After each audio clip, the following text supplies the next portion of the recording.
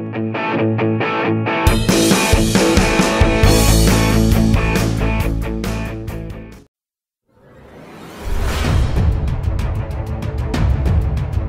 timnas Indonesia untuk lolos ke putaran final Piala Dunia 2026 belum tertutup. Meski perjalanan masih terjal, skuad Garuda masih memiliki sejumlah skenario untuk menjaga asa tampil di ajang sepak bola paling bergengsi sejagat. Saat ini, timnas Indonesia berada di peringkat keempat klasemen grup C dengan koleksi 9 poin dari 8 laga. Di atasnya ada Jepang dengan 20 poin yang sudah memastikan lolos, disusul Australia dan Arab Saudi. Namun, peluang Rizky Ridho dan kawan-kawan untuk membuat sejarah tetap terbuka lebar, baik melalui jalur langsung maupun babak keempat kualifikasi. Skenario pertama tentu saja dengan memenangkan 2 laga tersisa, menghadapi Tiongkok pada 5 Juni di Stadion Utama Gelora Bung Karno, Jakarta, lalu bertandang ke markas Jepang pada 10 Juni mendatang. 6 poin penuh dari 2 pertandingan ini akan membawa timnas Indonesia mengoleksi 15 poin. Namun, 6 poin saja belum cukup jika tak dibarengi dengan hasil buruk dari para pesaing.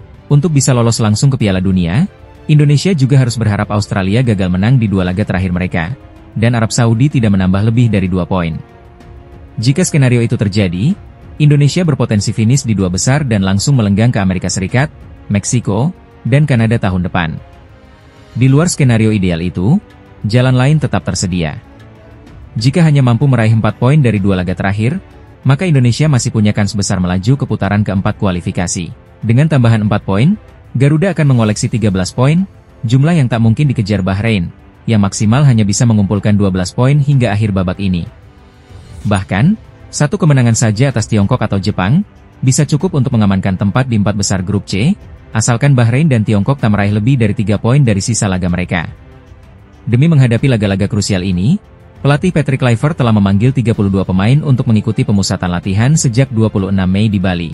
Persiapan matang pun tengah dijalankan demi menghadapi partai hidup mati yang akan menentukan nasib Indonesia di panggung dunia. Dengan berbagai kemungkinan masih terbuka, para pemain kini memegang kunci. Tinggal bagaimana skuad Garuda menjawab harapan rakyat Indonesia dengan permainan terbaik di 2 laga terakhir.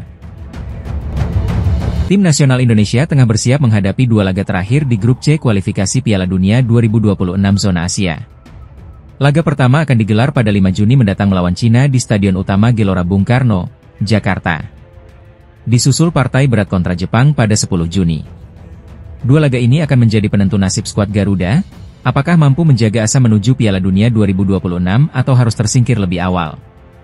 Di klasemen sementara, Indonesia berada di peringkat keempat dengan 9 poin. Di atasnya ada Jepang yang sudah memastikan lolos dengan 20 poin, lalu Australia dengan 13 poin, dan Arab Saudi di posisi ketiga dengan 10 poin.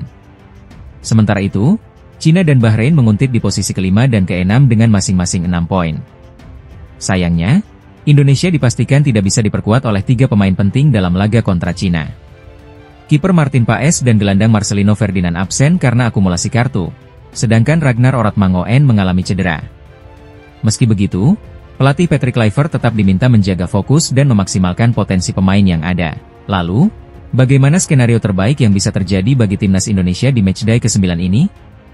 Skenario pertama, Indonesia wajib mengalahkan Cina. Kemenangan ini akan membuat Garuda mengoleksi 12 poin, sekaligus menyingkirkan Cina dari perburuan tiket Piala Dunia. Ini adalah syarat mutlak jika Indonesia ingin tetap bersaing. Skenario kedua, berharap laga antara Arab Saudi dan Bahrain berakhir imbang. Jika itu terjadi, maka Bahrain hanya mengantongi 7 poin dan peluang mereka untuk lolos otomatis tertutup.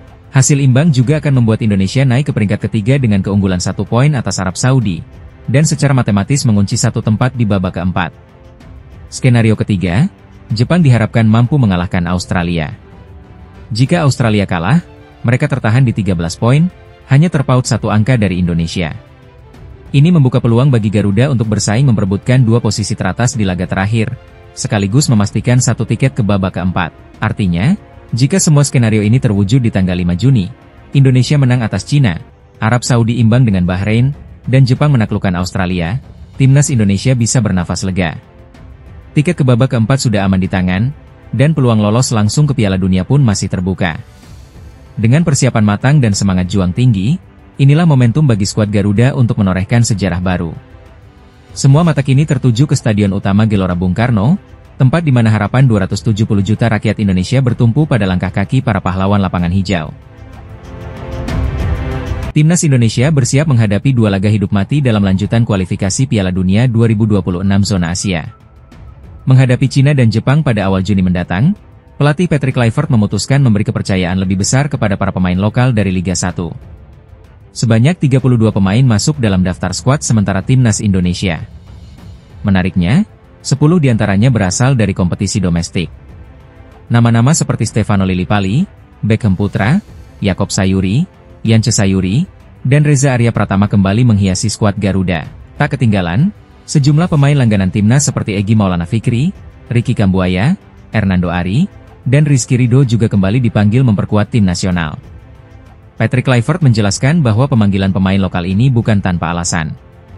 Ia menilai para pemain Liga 1 telah menunjukkan kualitas dan pantas mendapat kesempatan di level internasional.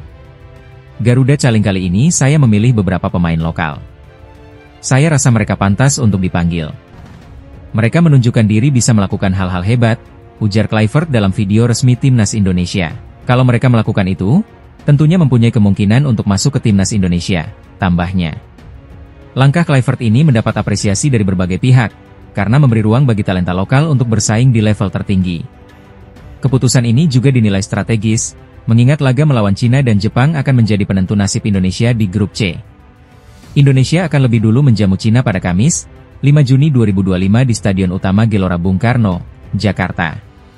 5 hari kemudian, Garuda akan terbang ke Jepang untuk menghadapi laga terakhir grup. Saat ini, Indonesia berada di peringkat ketiga klasemen sementara grup C dengan 9 poin. Sementara Cina berada di dasar klasemen dengan 6 poin.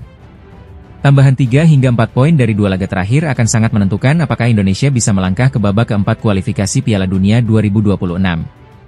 Dukungan publik, strategi Kluivert, dan semangat para pemain lokal kini menjadi modal utama untuk menjaga asa menuju panggung dunia. Timnas Indonesia tak hanya membawa harapan, tapi juga keyakinan bahwa perubahan sedang dimulai dari dalam negeri.